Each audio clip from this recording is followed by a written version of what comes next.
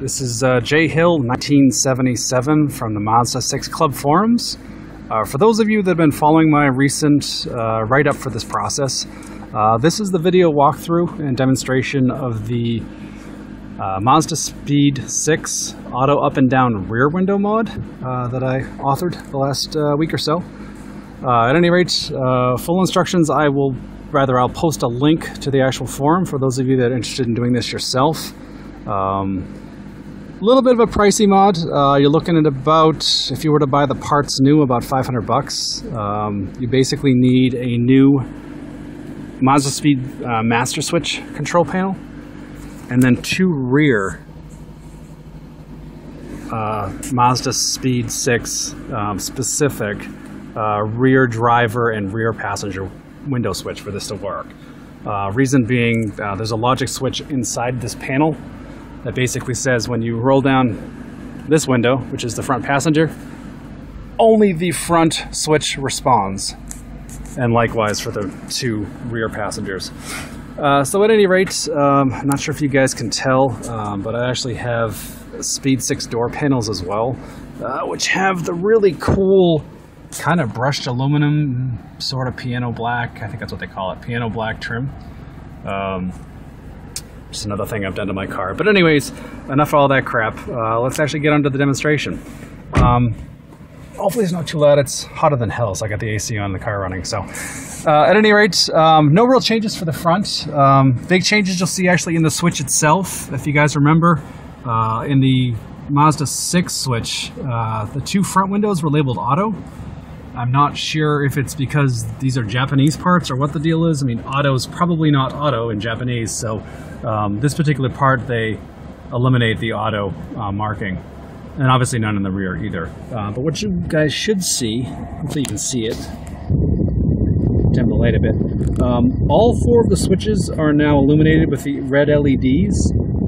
And if I were to, I'm not sure how well you'll be able to see this, but if I go ahead and hit the master kill switch here, you're going to see all three passenger sides go dim, indicating power has been killed to those circuits. So, and that same function, the red LEDs will also go out at the various switches themselves. So, kill switch is on, kill switch is off. So, all windows are up and running.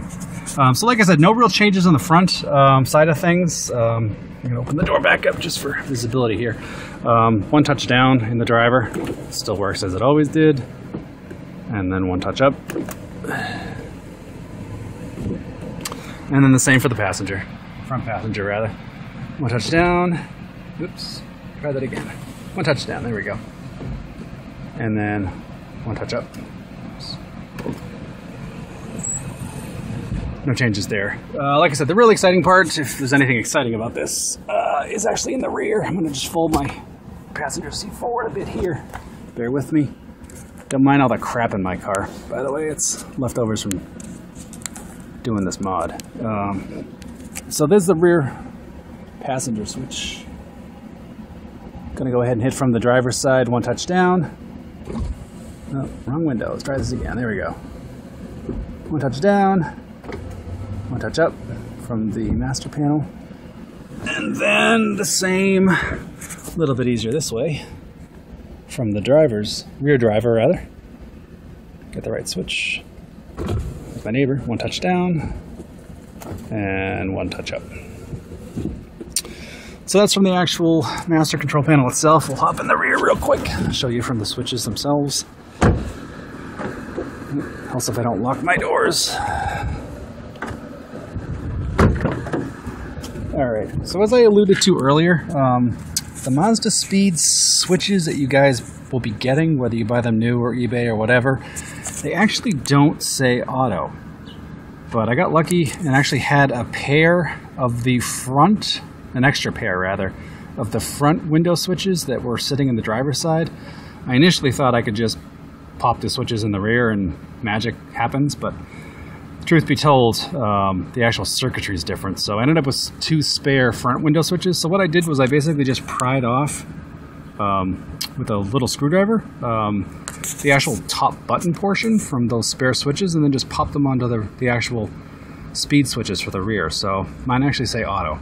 You guys won't, but at any rate, just one little side note. Once again, you can see the nice black, the piano trim from the Speed 6. And like I said, Speed 6 panels, they actually say Bose in the back, which my old Mazda 6 panels didn't say in the rear. So anyways, so we're going to do one touchdown from the rear driver. Here we go. And then one touch up. And the vent feature does work in the rear, just like they do in the front. And of course, the anti-pinch feature. So that's the front, restrict that rear driver.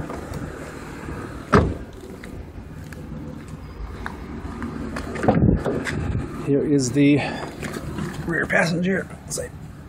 And once again, like I said, mine are labeled auto, yours won't be, unless you, like I said, buy another pair of spare switches.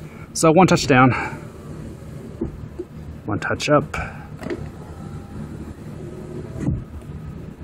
There's your vent feature, and there's the auto pinch. So that's it from the car side. Last but not least, I'll shut the car off, and we'll demonstrate the roll down feature from the actual remote and the door cylinder, the front door cylinder, passenger door, front driver door cylinder. So I'm just going to step away to get a better view here. It's my keyless entry remote. Just going to press and hold the unlock button, and all four windows go down. And then we'll turn back to the vehicle. I'm not sure how many of you guys know this or not. If you read the manual, you would. If you twist the key to the right and hold it, it'll roll the windows up. Now it'll do all four. And twisting it to the left, counterclockwise, and holding it will roll them all down. So, roll them back up.